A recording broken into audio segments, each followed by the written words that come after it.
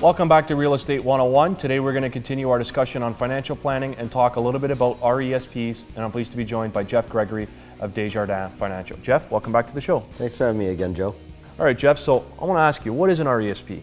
An RESP is a registered education savings plan. So the government, to encourage a lot of savings for what we all want to do post high school, they've added a minimum of a 20% grant to those parents who want to save, grandparents or guardians or whoever wants to save for a child's education. With the average cost being around $5,600 for tuition alone nowadays, it's getting kind of expensive to have little letters at the end of your name nowadays. So the more you can save, the better. All right, so how do these grants work? So when you have a child or somebody has a child, you have to apply to get a social insurance number. The social insurance number becomes really the code of the child to be eligible for the grants. Then you set up an education savings plan through a provider such as myself, or there are many out there that you can look at, banks and trust structures and so forth. And then you just put the money away. The company then applies to Human Resources Canada and you'll receive a 20% grant, I guess, an extra deposit into your money. It's a 20% return on your investment, so it's not a bad thing. And depending on the level of your income, you can even qualify for more grants, Canadian Learning Bond and so forth, that could help speed up the education plan and whatever the child wants to. Okay, so let's say for some of our viewers that maybe haven't started an RESP, do they lose out on these grants? No, the good thing about the grants is they are carry forward. So let me give you an example. If the child is born in 2008 and in 2013 you want to start up the education plan, you don't lose the grants, you can catch up, but you have to be cautious. You can't put all that money back all at once.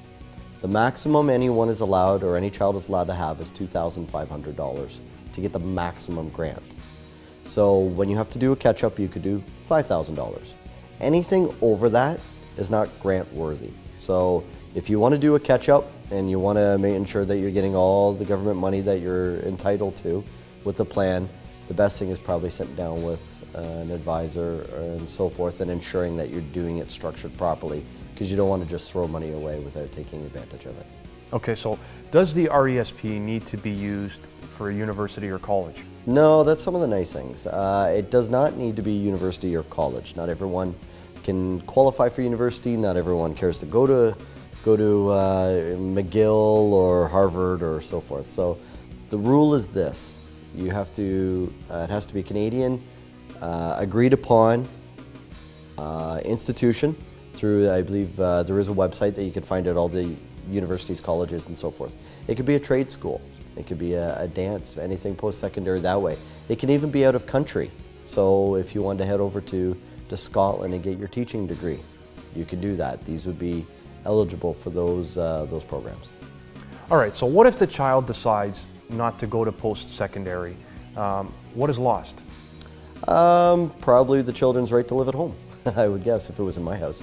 Actually, the only thing that's lost is the grant money.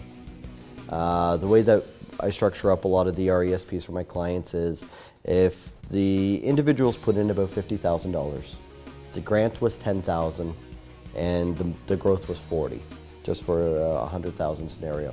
You have to give the government back its money. The government gets its $10,000 back. No ifs, ands, or buts. The $50,000 that the individual put in, that gets to come back to them, okay? Because it was done with after-tax money, that part doesn't get touched. It's the growth. It's at $40,000. That can either go into an RRSP if they have room, or that can go into just the individual's pocket. That's going to be taxed at 20%, but the only thing that truly is lost is whatever the government gave you physically. You get to keep everything else.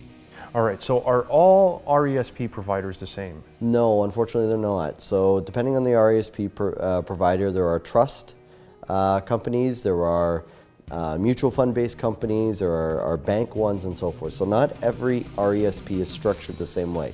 Some have strict guidelines, about the way that they're going to pay out the income. Some have a lot of fees in the back. Some don't have any of that stuff. So what I strongly recommend is do a little bit of homework, ask a lot of questions. Questions cost nothing, and they should be able to answer them fairly and properly. If you feel a little uncomfortable, then don't jump into the first thing. Don't get persuaded in the whole emotional sense that you need to put away as much money as possible for your child. Yes, you do need to put money away for a child, but don't forget about everything else you need to do in financial planning as well. It's a piece of a whole, not the only piece. All right, so are there any other forms of education planning that some of our viewers who may not want to start an RESP they can do? Yep, not everyone likes the idea of an RESP. The limitations of it having to be for education only. They want to find other ways to save for their child or their grandchild and so forth. One of the ways is setting up an in-trust account. So any income made from the trust account goes back to the individual unless it's capital gains, which goes to the child at that point when they hit the age of majority. So trust accounts can be structured up. There were insurance policies. I go back to when I was a kid. My parents bought a kiddie policy, quote unquote, for myself, and then all that cash value was used for me to help pay for my schooling. So insurances can be structured that way. Tax-free savings accounts can be structured up as a means of a way of providing education planning. So there are other options. It's hard to give up a 20% return, effectively. That's free money, in my opinion. So don't rule it out, but maybe it's not everything that needs to be done. If you're not comfortable, maybe that's where trust accounts and that come in as part of the education planning. All right, Jeff, so for today's final question, plain and simple, is an RESP worth it? Right to the point, eh? My God. Actually, yes, it is very much worth it, in my professional opinion. An RESP with a 20% guaranteed return, no matter what you put into it, I can't do that. As an individual that invests a lot of people's money, I can never guarantee 20%. Any advisor who ever uses the word guarantee in any of their ways of describing themselves or what they can do for people, always be cautious. But an RESP is a government's 20% return. This is so that you can't do the tax write-off of it. Okay, so they're giving the 20% in lieu of like an RSP when you get to write it off. So it's free money, go get it. It's $2,500 per kid, so it's $200 a month that a maximum an individual can do per child. Go get it. Don't leave money sitting on the sidelines. The government wants to give it to parents and grandparents and guardians and so forth. Don't hesitate. It's a really good investment vehicle.